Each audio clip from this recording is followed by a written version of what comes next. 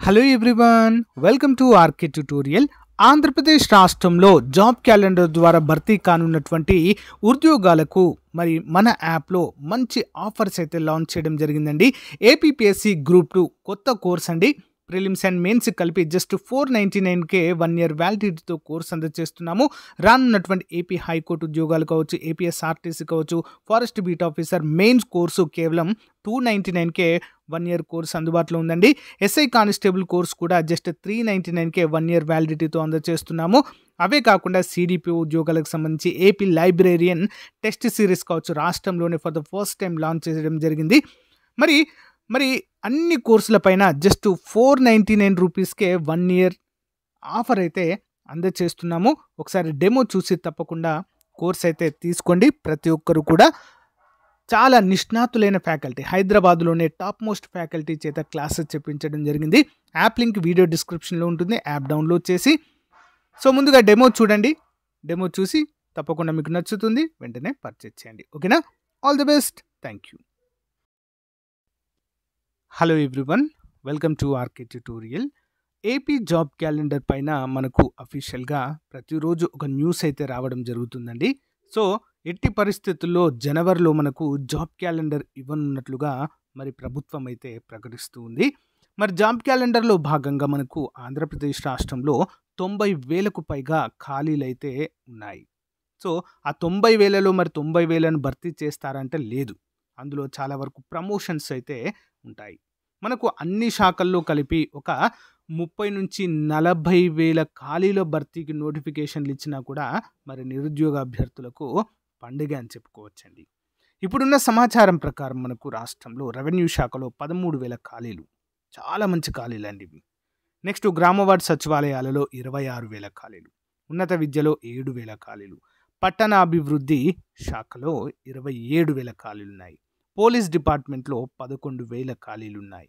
ఈ విధంగా ఇంకా చిన్న చిన్న నోటిఫికేషన్లు కూడా మనకు ఇందులో ఉండడం అయితే చూడవచ్చు. ఓకేనా? అంతేకాకుండా వైద్య ఆరోగ్య శాఖలో, ఎలక్ట్రిసిటీ డిపార్ట్మెంట్లో కూడా మనకైతే ఖాళీలు ఉండడం చూడవచ్చు.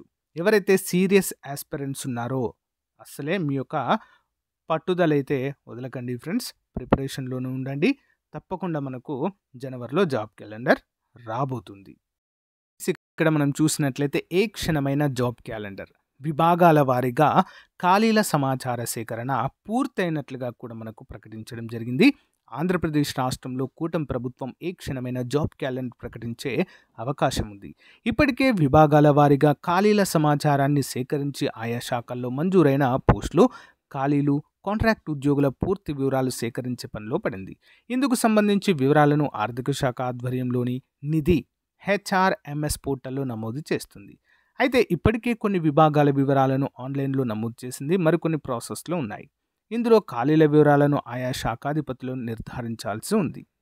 అందిన సమాచారము మేరకు అన్ని శాఖల్లో దాదాపు 30% మేర ఖాళీలు ఉన్నట్లుగా తెలుస్తుంది. వీటిలో కొన్ని పోస్టుల్లో కాంట్రాక్ట్ ఉద్యోగులు పనిచేస్తున్నారు. డిఆర్కు వచ్చే ఖాళీలు 99. డిఆర్ అంటే ఏంటి? Direct recruitment. మరో 24 విభాగాల ఖాళీల సమాచారాన్ని నిర్ధారించలేదు. అలాగే ఇంకో 21 శాఖల వివరాల నమోదు ప్రాసెస్లో ఉంది. ఇవన్నీ పూర్తయితే మొత్తం ఖాళీల లెక్క ఒక కొలిక్కి వస్తుందన్నట్లు తెలియజేశారు. మరి విభాగాల వారీగా ఖాళీలు చూసినట్లయితే రెవెన్యూ శాఖలో 13,000 ఖాళీలు. రెవెన్యూ శాఖ అంటే మనకు గ్రూప్ 2 నుండి గ్రూప్ 2 కావచ్చు, గ్రూప్ 4 కావచ్చు, జూనియర్ అసిస్టెంట్ ఉద్యోగాలు కావచ్చు. ఈ విధంగా చాలా ఖాళీలు ఉంటాయండి ఇందులో.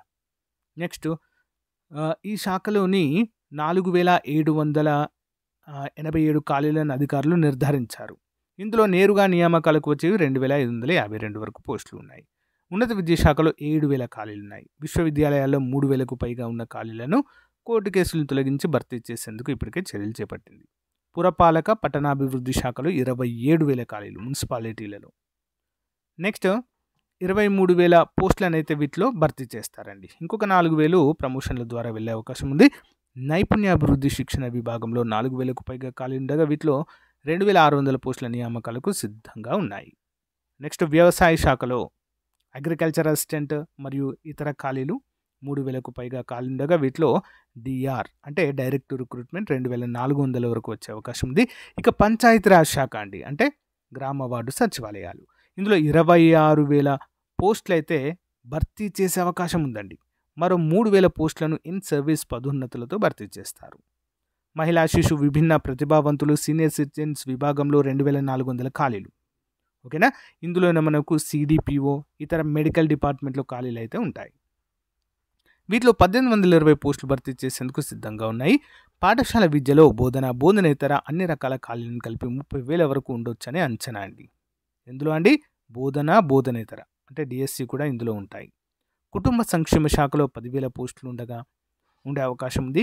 ఇక పాఠశాల విద్యా శాఖతో సహా దాదాపు 24 శాఖల్లో లేదా విభాగాల్లో ఖాళీల వివరాలను ఇంకా నిర్ధారించలేదు. వీటన్నిటిని లెక్కలు తేలితే నిరుద్యోగుల ఆశలు మళ్ళీ చిగురించే అవకాశం అయితే ఉంది అన్నట్లుగా మనకు స్పష్టంగా తెలుస్తుంది. సో గైస్, ఎవరైతే సీరియస్ ఆస్పిరెంట్స్ ఉన్నారో తప్పకుండా మీ ప్రిపరేషన్ కొనసాగించండి.